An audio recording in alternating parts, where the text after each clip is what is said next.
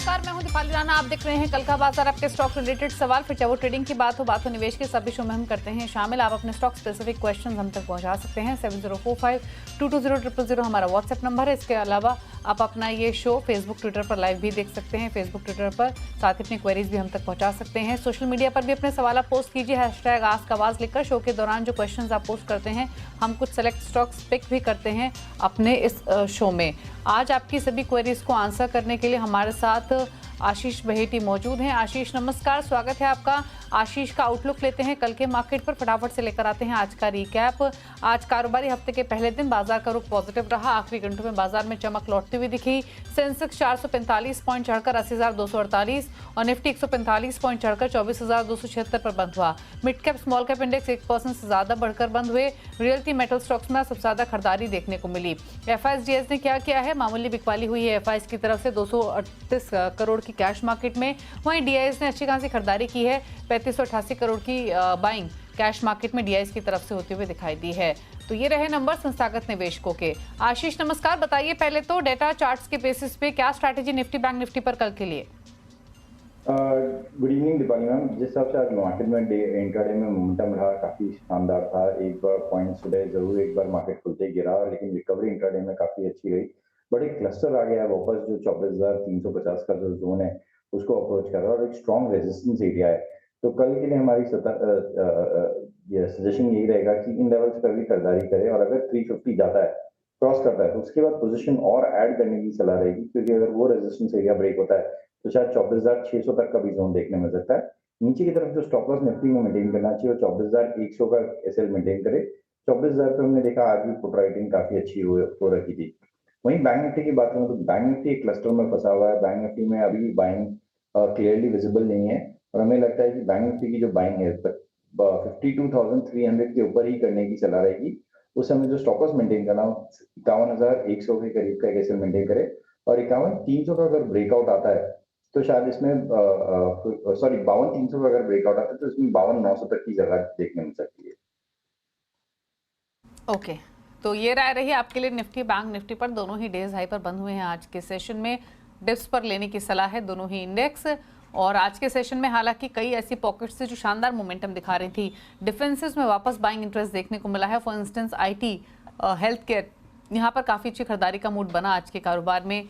Realty एक ऐसी pocket थी जहां पर तेजी देखने को मिल रही थी आज के सेशन में। और मिड कैप स्मॉल कैप्स तो डेफिनेटली आउट परफॉर्म कर ही रहे थे आज के सेशन में। तो ये कुछ की पॉकेट्स जहां पर सबसे ज़्यादा फोकस आज ट्रेडर्स इन्वेस्टर्स ने किया है। मिड कैप इंडेक्स देखिए शानदार तेजी लेकर बंद हुआ। ऑलमोस्ट 1% के गेंस के साथ 600 अंकों की तेजी देखने को मिली। सुबह से एक आउट परफॉर्मेंस हम इन दोनों ही पॉकेट्स में देख रहे थे। लेकिन चलिए, तो मार्केट के रिकैप की बात हुई, फटाफट से फोकस करते हैं स्ट्रैटेजीज पर। आशीष बताइए कुछ सेट ऑफ स्टॉक्स जो रेडार पर रहेंगे आपके कल के पर्सपेक्टिव से। आशीष, कुछ सेट ऑफ स्टॉक्स या कुछ रिकमेंडेशंस आपकी तरफ से कल के लिए? दीपाली मैम, दो स्टॉक्स पे सजेशन करना चाहेंगे। पहला है रैमको सीमेंट। हमने देखा पूरे सीमेंट सेक्टर में अच्छा मोमेंटम था, और रैमको सीमेंट कंटिन्यूअसली हायर हाइस के पैटर्न बना रहा है। तो यहाँ पे खरीदारी की सलाह है। 1020 का स्टॉप लॉस लगाकर पोजीशन बनाई जा सकती है फॉर द टारगेट ऑफ 1060। जो दूसरा स्टॉक हमें अच्छा लग रहा है वो पॉली कैप का। यहाँ पे भी मोमेंटम काफी अच्छा बना हुआ है, और इंट्राडे में भी एक अच्छा मोमेंटम दिख रहा था। तो 7,300 का स्टॉप लॉस लगाकर यहाँ खरीदारी की सलाह है 7,450 के टारगेट के लिए। चलिए, तो ये रही स्ट्रैटेजीज आपके लिए। पॉली कैप में एक ट्रेड आप ले सकते हैं। 7351 पर बंद हुआ आज के कारोबार में 54 रुपए की मजबूती लेकर। तो यहाँ पर एक स्ट्रैटेजी आप प्लान कर सकते हैं। बात करते हैं अब क्वेश्चंस एंड आंसर्स की। पीसी भाटिया पहले कॉलर दिल्ली से हमारे साथ कनेक्टेड हैं। भाटिया साहब नमस्कार, बताइए क्या सवाल है आपका? मैडम, मेरे पास कुछ होल्डिंग है मेरे पास, मैंने अभी परचेज किया, अभी स्टार्ट किया मैंने इसमें।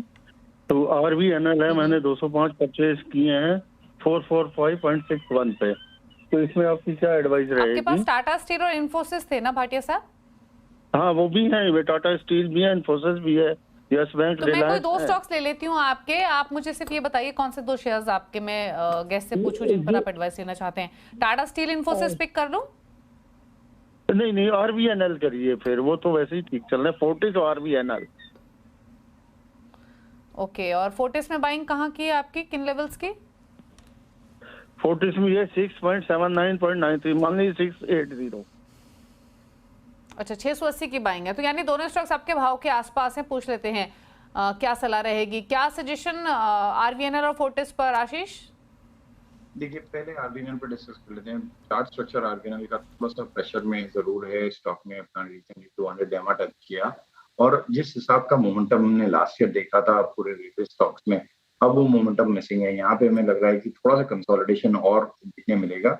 इसमें जो बड़ा स्विंग देखने मिलेगा वो 460 का ब्रेकआउट आता है, तो उसके बाद ही इसमें एक बड़ा स्विंग देखने मिल सकता है। होल्ड करें इस पोजीशन को। एक स्ट्रिक्ट स्टॉप लॉस जरूर 420 के करीब का 420 के जोन में रखें। अगर वो टूटता है तो फिर इसमें से एग्जिट करने की सलाह है, और ऊपर 460 का ब्रेकआउट आता है अगर, तो फिर शायद इसमें 490 तक का भी जोन देखने को सकता है। सिमिलरली अगर फोर्टिस की बात करो तो यहाँ फोर्टिस हेल्थ केयर का चार्ट स्ट्रक्चर काफी अच्छा बना हुआ है और कंटिन्यूसली हायर हाइस पैटर्न बन रहे हैं। इन्होंने थोड़ा जरूर अपर रेंज में ले लिया है स्टॉक, लेकिन हमें लग रहा है कि यहाँ से वापस ये रैली रिज्यूम होते हुए देखने मिल सकती है। और इमीडिएट शॉर्ट टर्म टारगेट जो दिख रहे हैं फोर्टिस में वो 700 और 730 तक के जोन दिख रहे हैं, तो इन्हें स्टॉप लॉस मेंटेन करना चाहिए फोर्टिस में। वो 660 के करीब पे कैसे मेंटेन करें। ओके, बात करते हैं अब युवराज जैन से, गाजियाबाद उत्तर प्रदेश से हमारे साथ कनेक्टेड हैं। युवराज नमस्कार, पूछिए अपना सवाल। नमस्कार मैम। नमस्कार सर। मेरे पास एनटीपीसी ग्रीन एनर्जी के 551 शेयर हैं, ये 130 रुपए 63 पैसे के भाव से, तो इसमें क्या करना चाहिए अभी? आपका होराइजन आपने लंबी अवधि के लिए लिया है ये? हाँ जी, मतलब ये करीब 3 से 6 महीने के लिए। ओके ओके, पूछ लेते हैं, but I am not sure Ashish इस पे कमेंट कर पाएंगे कि नहीं। आशीष, नई लिस्टिंग है एनटीपीसी ग्रीन एनर्जी, 130 की इनकी बाइंग है, 3 to 6 मंथ्स का होराइजन। कुछ कमेंट्स ऐड करना चाहेंगे? जी, दीपाली मैम, अभी तक तो कोई प्राइस डिस्कवरीज की हुई नहीं है। certainly 4 दिन हुए सिर्फ आईपीओ आकर, और जिस बैंड में आया था 108 के रेंज में, उससे तो काफी ऊपर ही चल रहा है। तो हमें लगता है कि दिन तक भी पोजीशन है 108 के करीब का स्टॉप लॉस रखे, क्योंकि वो आइडियली एक पॉइंट है जहाँ पे एक वैल्यू डिस्कवरी जरूर हो चुकी है, और इस पोजीशन को होल्ड करें सिंस इनका लॉन्ग टर्म का व्यू है। तो हमें लग रहा है कि टाइम देना पड़ेगा इन्हें, तो एक अच्छा मोमेंटम यहाँ पे देखने मिल सकता है।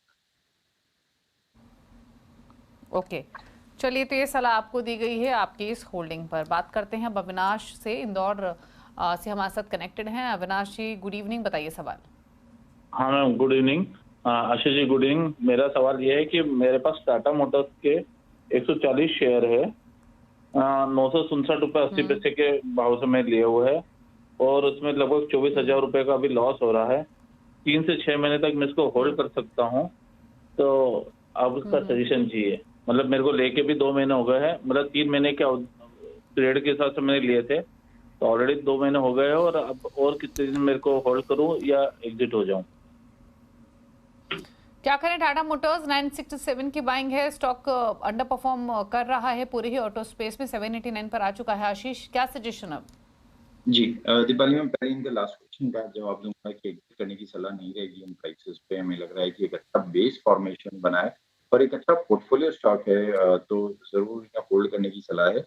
सजेशन ये रहेगा कि इन्हें जो इनका टाइम होराइजन है उसे थोड़ा सा लंबा कर ले और इस पोजीशन में बने रहे। नीचे की तरफ जरूर एक 770 का स्टॉप लॉस जरूर मेंटेन करे, उसके नीचे जाता है तो फिर एग्जिट करने का रहेगा इन्हें।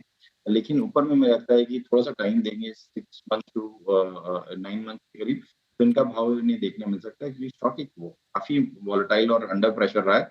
200 डेमा भी इसका जो प्लेस्ड है 970 के जोन में, 6 से 8 महीना लगेगा, लेकिन हमें लगता है कि ये 200 डेमा भी ब्रेक करके वापस फ्रेश जोन दिखा सकता है 1000 प्लस के। अरहम है अगले कॉलर हमारे साथ सवाल पूछने के लिए, इनका क्वेश्चन भी ले लेते हैं, और ये भी मध्य प्रदेश से हमारे साथ कनेक्टेड है। अरहम नमस्कार, बताइए आपका सवाल क्या है? मैम, मेरे पास एशियन पेंट्स के शेयर है, 1200 क्वांटिटी, 2700 का एवरेज है। और आपका बाइंग प्राइस क्या है? 2700 में, मैं एवरेज करते करते 2700 हो गया वो। 2700 आपका एवरेज बाइंग प्राइस है, और अब 2480 पर कर रहा है ट्रेड। हर डिप पर एवरेज करने से पहले थोड़ा सा वेट एंड वॉच कीजिए। अगर आपका लॉन्ग टर्म व्यू है तो ही आप एवरेजिंग करें। ट्रेडिंग में तो आई एम श्योर आशीष भी एग्री करेंगे, ट्रेडिंग पोजीशंस में एवरेजिंग करनी भी नहीं चाहिए। क्या सलाह रहेगी आपके लिए, आशीष, आपकी तरफ से इनके लिए? एशियन पेंट्स एवरेज करते करते 2700 अब इनका एवरेज बाइंग प्राइस है एशियन पेंट्स में। जी, दीपाली जी, स्टॉक काफी प्रेशर में है। क्वार्टरली नंबर्स आए थे नवंबर के फर्स्ट वीक में, 11 नवंबर में, और स्टॉक में एक मैसिव हमने देखा था कि करीब करीब 10% का गिरावट, और उसमें से पहले भी ये स्टॉक कंटिन्यूअसली प्रेशर में ही था। बट बेस्ट पार्ट ये है कि पिछले 8 से 10 ट्रेडिंग सेशन में टाइट रेंज कंसोलिडेशन में चल रहा है। ये स्टॉक ऊपर का जोन जो बन गया है वो 2500 का, और नीचे में जो सपोर्ट बन रहा है वो 2450 के करीब में स्टॉक कंसोलिडेट कर रहा है इस जोन में। हमें लगता है कि टाइम देना पड़ेगा इन्हें, थोड़ा सा पुल बैक यहाँ से देखने मिल सकता है। क्रूड भी एक कॉन्स्टेंटली एक जोन में ट्रेड कर रहा है, तो वो पॉजिटिव है स्टॉक के लिए। जो इन्हें स्टॉप लॉस मेंटेन करना चाहिए वो 2430 के करीब का एक एसएल मेंटेन करें। मुझे लग रहा है इसमें वापस करीब करीब जो इसका 20 डेमा है स्टॉक वहां तक जाता हुआ देखने मिल सकता है, जो कि 2600 का जोन है। अगर वो ब्रेकआउट करता है तो फिर वापस 2700 तक का भी लेवल इसमें देखने मिल सकता है।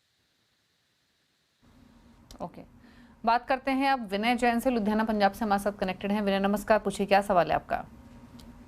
गुड इवनिंग मैम, विनय बोल रहा हूँ लुधियाना से। मैम मेरे पास ना यूपीएल के शेयर्स हैं 300, बॉट एट 617, तो ये अभी तो नीचे चल रहा है। इसका एक राइट्स इशू आ रहा है December 5 से, तो मैं पूछना चाहता था कि राइट्स इशू में मुझे अप्लाई करने चाहिए शेयर्स। ओके, पूछ लेते हैं। और आपका वैसे होराइजन लॉन्ग टर्म है इसमें? हाँ जी लॉन्ग टर्म है मैम। ओके, तो फिलहाल जो इनकी होल्डिंग है यूपीएल में वो 300 शेयर्स की है और 617 इनका खरीदारी का प्राइस है। फिलहाल अगर देखें तो 554 पर ये स्टॉक कारोबार कर रहा है, लेकिन एग्जिस्टिंग होल्डिंग पर तो राय लेना ही चाहते हैं, जहां पर इनको 63 रुपये के आसपास का लॉस हो रहा है। लेकिन सवाल इनका ये है कि राइट्स इशू जो आ रहा है उसमें पार्टिसिपेट करें क्या। आपको बता दें यूपीएल ने हाल ही में राइट्स इशू अनाउंस किया है 3378 करोड़ का, और इस राइट्स इशू के जरिए कंपनी 1:8 के रेशियो में शेयर्स को इशू करेगी। क्या सजेशन है इनके लिए? जी दीपाली मैम, नीचे एक बेस जरूर बन गया है यूपीएल में, और एक परफेक्ट डब्ल्यू पैटर्न बना है स्टॉक में। 200 डेमा के पास में ही इसमें 2 बार जो बॉटम था वो बना, और वापस एक अपस्विंग देने के लिए स्टॉक तैयार है। जो नियर टर्म रेजिस्टेंस एरिया बना हुआ वो 600 का जोन है, और अगर वो टूटता है तो फिर इसमें एक फ्रेश मोमेंटम देखने मिलेगा। तो पहला सजेशन ये रहेगा कि इस स्टॉक को जरूर होल्ड करे। जो स्टॉप लॉस इन्हें मेंटेन करना चाहिए वो 540 का एक एसएल मेंटेन करे। दूसरा जो इनका सवाल था राइट में सब्सक्राइब करना चाहिए, कि हमारी सलाह है यस इसमें करना चाहिए, क्योंकि राइट में सब्सक्राइब नहीं करेंगे तो शायद इनकी इंटरप्राइज वैल्यू जो है, जो होल्डिंग कॉस्ट है वो कम हो जाती है। तो राइट में सब्सक्राइब करना चाहिए। ओके, मंजीत सचदेवा अगले कॉलर हरिद्वार से हमारे साथ कनेक्टेड है। मंजीत जी नमस्कार। हाँ जी नमस्कार मैडम। सर मेरा एक सवाल है। मेरे पास ना ये 550 शेयर हैं दीपक नाइट्राइट के 1200 के एवरेज पे, मतलब एवरेज करते करते हो गया है। तो अभी ये कभी 3000 तक गया था, लेकिन अब कम हो गया, धीरे धीरे थोड़ा स्टेबल हो गए, तो कभी बढ़ रहा है कभी कम। I can hold it for 1 more year, please advise on this, should I hold it और just encash on my profit. Deepak Nitrite में आपकी बाइंग प्राइस क्या है अभी? मैडम इस समय पड़ती है अराउंड 1200। ओके, 1200 की आपके एवरेज बाइंग प्राइस है और 2756 पर ट्रेड कर रहा है। हालांकि इसके ऑल टाइम हाईज और भी हायर लेवल्स के हैं। क्या सजेशन 1 ईयर के पर्सपेक्टिव से दीपक नाइट्राइट 1200 के एवरेज बाइंग? जी दीपाली मैम, अभी फिलहाल हमारी सलाह स्टॉक पे ये रहेगी कि सिंस प्रॉफिट में अगस्त में हमने देखा था ये स्टॉक ऑलमोस्ट 3000 प्लस का लेवल दिखाया था, और वहां पे पिछले 3 साल में 2 बार रेजिस्टेंस एरिया बना, और वहां से थोड़ा सा प्रेशर देखने मिलता है। तो यहाँ पे एटलीस्ट 50% जो इनकी पोजीशन है उसमें प्रॉफिट बुक कर ले, और बाकी 50% को होल्ड करे। जो स्टॉप लॉस इन्हें मेंटेन करना चाहिए उस पोजीशन में वो 2650 के करीब का एक एसएल मेंटेन करे, सिंस इनका बाइंग कॉस्ट काफी नीचे है। तो थोड़ा सा डीप स्टॉप लॉस दे रहा हूँ 2650 का, और हमें लग रहा है कि वापस इसमें जिस हिसाब से मोमेंटम बना हुआ है शायद 3000 तक का जोन इन्हें देखने मिल सकता है। तो 50% पे प्रॉफिट बुक करने की सलाह। ओके, चलिए, तो ये सलाह रही आपके लिए दीपक नाइट्राइट पर। बात करते हैं हम अमित कुमार मौर्य से, अयोध्या से हमारे साथ कनेक्टेड हैं। अमित जी नमस्कार, बताइए क्या सवाल। नमस्कार मैम। सवाल ये है, जेके टायर का मैम 150 शेयर हैं, 435 रुपए के रेट से एवरेज प्राइस है मैम। इसमें हम काफी दिन से फंसे हुए हैं, मतलब क्या करें, इसमें निकल जाएं या एवरेज लें या क्या कर सकते हैं? आशीष, उम्मीद है कि इनका लॉस कम होगा और ये निकल पाएंगे, क्योंकि 435 के बाएंगे, 50 रुपए नीचे है। जानना चाहते हैं एवरेजिंग करें या होल्ड करें इसी पोजीशन को, क्या सलाह देंगे? जी इनके कवच से ऑलमोस्ट 12-15% नीचे है स्टॉक, लेकिन हमें लगता है कि सबसे टायर कंपनी में वापस मोमेंटम बन रहा है। जेके टायर में भी वैसा मोमेंटम देखने मिलेगा, थोड़ा सा लगा रहा है।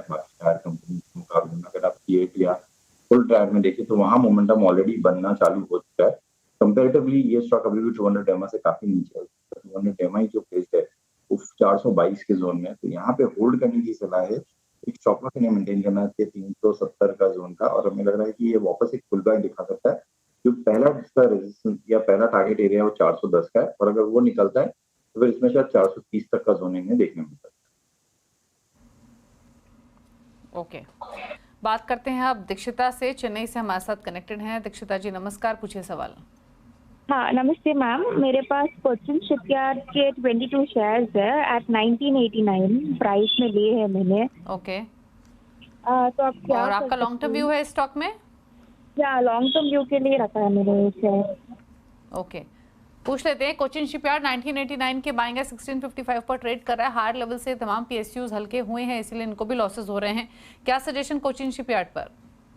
जी दीपाली मैम, एक वापस मोमेंटम बनने देखने मिला है हमें, जैसे महाराष्ट्र इलेक्शन खत्म हुए और उसके रिजल्ट्स आए हैं, तो वहाँ उस पॉइंट के बाद वापस सारे पीएसयूज में मोमेंटम देखने मिला है। और आज भी अगर आप देखेंगे तो 5% के अपर सर्किट पे स्टॉक ट्रेड कर रहा था, तो हमारी सलाह रहेगी कि होल्ड कर इस पोजीशन को। कुछ इस सेक्टर के लिए भी पॉजिटिव टेलविंड्स बन रहे हैं वापस, तो इन्हें जो स्टॉप लॉस मेंटेन करना चाहिए, कल के क्लोज के करीब का जो 1560 का जोन है वहां पे एक एसएल मेंटेन करे। और हमें लग रहा है जिस हिसाब से सेक्टर में टेलविंड्स बन रहे हैं, शायद इन्हें वापस 1900 और 1900 प्लस के लेवल्स देखने मिलते हैं। ओके, चलिए ये राय रही आपके लिए कोचिन शिपयार्ड पर। बात करते हैं अब कामेश्वर प्रसाद से, रांची से हमारे साथ कनेक्टेड हैं। कामेश्वर जी नमस्कार, पूछिए सवाल।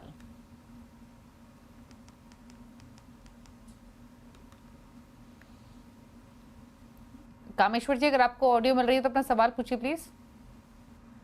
जो लग रहा है इनसे बातचीत नहीं हो पा रही है। क्वेश्चन ले लेते हैं। 2 स्टॉक्स हैं इनके पास। आशीष, अदानी पोर्ट्स 66 स्टॉक्स 1498 की बाइंग है। बजाज इलेक्ट्रिकल 75 शेयर्स 995 की बाइंग है। जी अडानी पोर्ट तो काफी वॉलेटाइल स्टॉक रहा और एक परफेक्ट पोर्टफोलियो स्टॉक नहीं है हमारी सलाह में, बट सिंस इनके पास ऑलरेडी पोजीशन है तो होल्ड करने की सलाह है। एक स्टॉप लॉस जरूर स्ट्रिक्टली मेंटेन करें 1180 का, क्योंकि नीचे में हमने देखा है कि इसमें काफी बड़े फॉल्स आते हैं जब भी ये गिरता है, तो 1180 के नीचे निकलता है तो इसमें से एग्जिट करने की सलाह है। ऊपर में जो दूसरे शॉर्ट टर्म टारगेट दिख रहे हैं हमें शायद 20 टाइम तक ही जाता हुआ देखने में सकता है, जो कि 1270 का जोन है, तो अडानी पोर्ट को होल्ड करें। दूसरा जो इन्होंने स्टॉक बताया बजाज इलेक्ट्रिकल्स, जी बजाज इलेक्ट्रिकल का स्टॉक बताया है उन्होंने। जी आशीष जी दीपाली मैम, यहाँ पे भी होल्ड करने की सलाह है पोजीशन को। स्टॉक जरूर प्रेशर में है बट एक स्टॉप लॉस जरूर मेंटेन करे 760 का, अगर उसके नीचे जाता है तो उसमें से एग्जिट करने की सलाह है। विक्रम का सवाल है गुरुग्राम से और सवाल है इनका कंटेनर कॉर्प पर। बातचीत कर लेते हैं विक्रम से। विक्रम बताइए कंटेनर कॉर्प कितनी होल्डिंग है, किस प्राइस की है? हेलो विक्रम प्लीज अपना सवाल पूछिए। हाँ जी, thanks for taking my call. मेरे पास कॉनकॉर के 200 शेयर्स हैं एट 915 रुपीज, और एक और है जी एंटरटेनमेंट 200 रुपए की खरीद है और 1000 शेयर है। मैं दोनों के बारे में जानना चाहता हूँ अगले 9 से 12 महीने के आउटलुक से। Thank you. ओके, जी में आपके बाइंग क्या है विक्रम? 200। ओके, 200 की बाइंग जी एंटरटेनमेंट में, कॉनकॉर 915। क्या सजेशन आशीष?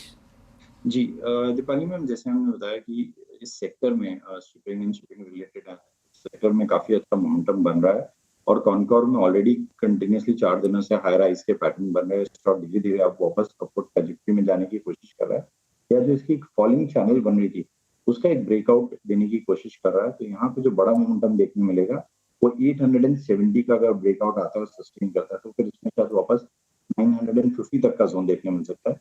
तो होल्ड करें तो स्टॉप लॉस इन्हें मेंटेन करना चाहिए वो 812 का 810 के करीब का एसएल मेंटेन करे कॉनकॉर में। सिमिलरली अगर जी की मैं बात करूं तो दीपाली मैम ये स्टॉक काफी न्यूज और उसके रिलेटेड ड्रिवन रहता है। स्टॉक में न्यूज के कारण काफी बड़े इम्पैक्ट आते हैं और इस पे चार्टिकली सजेशन करना मुश्किल है, क्योंकि जिस हिसाब का इसमें सप्लाई कंटिन्यूसली देखने मिला है, मुझे लग रहा है शायद इसको थोड़ा सा इन्हें टाइम देना पड़ेगा।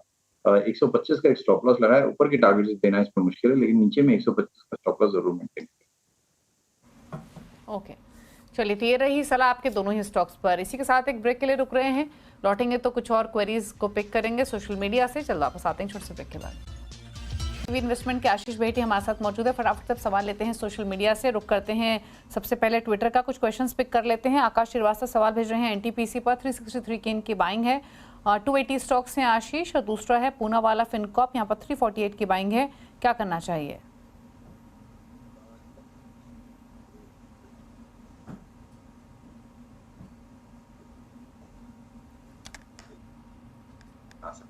आशीष म्यूट है, प्लीज अनम्यूट करके अपनी बात कहिए। जी, कंटिन्यूअसली सेलिंग प्रेशर बना हुआ और हमें लग रहा है यहाँ से और गिरावट है, तो इसको करने की सलाह रहती है। सिग्नल लेकर मैं पूनावाला फाइनेंस की बात करूँ, यहाँ पे भी 2 दिन से पहले 2 दिन से इनफैक्ट आशीष आपकी ऑडियो क्लियर नहीं है, आपकी ऑडियो क्लियर नहीं है, मैं आपसे रिकनेक्ट करती हूँ और तब तक कुछ और क्वेरीज पिक कर लेती हूँ सोशल मीडिया से, फिर एक साथ आशीष की राय ले लेंगे। यहाँ एनटीपीसी पूनावाला फिनकॉर्प की तो बात हो ही रही है, लेकिन इसके अलावा एक और स्टॉक पर हम राय लेंगे जब हमारे साथ आशीष कनेक्ट होंगे, वो है उज्जीवन बैंक का। यहाँ पर रजत सिंगला एक सवाल भेज रहे हैं ट्विटर पर ही, 41 रुपए की इनकी खरीदारी है, 5000 स्टॉक्स हैं। साथ ही इनके पास है बंधन बैंक, यहाँ पर 190 की बाइंग है इनकी, 500 स्टॉक्स ये होल्ड कर रहे हैं। तो 2 बैंक स्टॉक्स हैं, इन पर भी राय ले लेते हैं। आशीष हमारे साथ रिकनेक्टेड है। आशीष पहले तो एनटीपीसी पूनावाला फिनकॉर्प पर अपनी राय पूरी कीजिए। जी, एनटीपीसी की अगर मैं बात करूँ तो यहाँ सेलिंग प्रेशर कंटिन्यूअसली देखने मिल रहा है और हमें लग रहा है कि इसमें से एक बार कर ले, क्योंकि जिस तरह से सेलिंग प्रेशर बन रहा है शायद 340 तक का भी जोन दिखा सकता है। पूनावाला फिनकॉर्प की बात करूँ तो जब से पिछले 2 दिनों से 2-3 ट्रेडिंग सेशन पहले जब से एफएनओ में इंक्लूजन हुआ है, तो यहाँ पे भी हम सेलिंग प्रेशर देखने मिल रहा है, बट इसको होल्ड करने की सलाह है। नीचे स्टॉप लॉस जो है वो 330 के करीब का रखे, हमें लग रहा है इसमें शायद एक पुल बैक देखने मिल सकता है। ओके, साथ ही अभी एक और क्वेश्चन हमने लिया था आशीष, उसमें रजत सिंगला सवाल भेजे थे, उज्जीवन बैंक पर आपकी राय चाहिए और बंधन बैंक में बाइंग प्राइस है 190, उज्जीवन में है 141, उज्जीवन बैंक 41, बंधन बैंक 190। जी, पहले में उज्जीवन स्मॉल फाइनेंस बैंक में भी काफी सेलिंग प्रेशर बना हुआ और कोई भी पुल बैक आता है तो वहाँ पे हम देखते हैं कि ऐसे बड़े हैंड जो है वो एग्जिट करते देखने मिल रहे हैं और कोई भी जो अपटिक है वो सस्टेन नहीं कर पा रही है, तो यहाँ पर हमारी सलाह रहेगी कि एग्जिट कर लें इस पोजीशन में या एटलीस्ट 33 का एक स्टॉप लॉस जरूर मेंटेन करें। दूसरा जो इन्होंने स्टॉक बताया बंधन बैंक, तो यहाँ पे भी सेलिंग प्रेशर जरूर बना हुआ है, लेकिन हमें लग रहा है कि बेस फॉर्मेशन हो गया है बंधन बैंक में और यहाँ से एक अपवर्ड मोमेंटम देखने में 180 और 190 तक का जोन देखने मिल सकता है, तो इस पोजीशन को होल्ड करें। जो स्टॉप लॉस इन्हें मेंटेन करना चाहिए वो 165 का एफएसएल मेंटेन करें। चलिए ठीक है, तो ये सलाह आपको दी गई है इन दोनों ही होल्डिंग्स पर। कुछ और क्वेश्चंस पिक कर लेते हैं और एक सवाल हमें भेजा है रजत ने ही, एचपीसीएल 350 की बाइंग है यहाँ पर एचपीसीएल में 500 स्टॉक्स। आशीष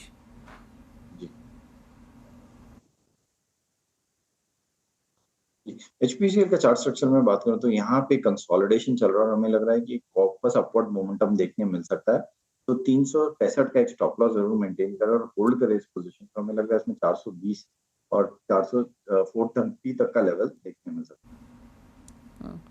गरिमा पांडे एक सवाल भेज रहे हैं दिल्ली से, 2 स्टॉक्स हैं इनके पास, भेल यहाँ पर 280 की बाइंग है, 500 शेयर्स हैं। दूसरा है वोल्टास, यहाँ पर 1780 की बाइंग है, तो वोल्टास 1780, भेल एट 280। जी, पहले तो एक डिस्क्लेमर देना चाहूंगा कि वो भेल में हमारी पोजीशन थी 10 दिनों का अभी टाइम हो चुका है जब हमें इसमें से एग्जिट कर चुके हैं, और फिर भी एज अ डिस्क्लेमर देना चाहूंगा। जो स्ट्रक्चर बना हुआ है बेल का, हमें लग रहा है इसमें वापस एक बार स्टॉक 270 जो 200 एमआ वहां तक जाता हुआ देखने मिल सकता है।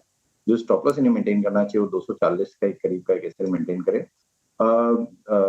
दीपाली में वोल्टास की अगर बात करूँ तो यहाँ चार्ट स्ट्रक्चर अच्छा लग रहा है और आज वापस एक अपवर्ड मोमेंटम देखने मिला है, करीब 4% का प्राइस वॉल्यूम ब्रेकआउट देखने मिला और हमें लग रहा है कि जो फॉलिंग चैनल बन रही थी उसका एक रिवर्सल यहाँ से चालू हो रहा है, तो 1800 तक के टारगेट के लिए इसमें होल्ड करें। जो स्टॉप लॉस इन्हें मेंटेन करना चाहिए वो 1670 के करीब का एसएल मेंटेन करें। ओके, चलिए तो ये रही सलाह आपके लिए। वोल्टास पर 1721 पर कारोबार कर रहा है, होल्ड कीजिए पोजीशंस को दोनों ही स्टॉक्स में, but with a stop loss. चलिए सवाल तो इतने ही शामिल करेंगे। आशीष, कोई क्लोजिंग कमेंट आपकी तरफ से? जी दीपाली मैम, इनमें से जितने भी स्टॉक्स हमने डिस्कस किए उसमें किसी में भी हमारी पर्सनल पोजीशन अभी की तरफ अभी नहीं है। निफ्टी बैंक निफ्टी में जरूर हमारे इंट्राडे पोजीशन है। ओके, चलिए इसी के साथ कल का बाजार में तो इतना ही। थैंक यू आशीष शो में आने के लिए और सभी क्वेरीज को आंसर करने के लिए। ब्रेक के उस पार भी खबरें जारी हैं CNBC आवाज पर। नमस्कार।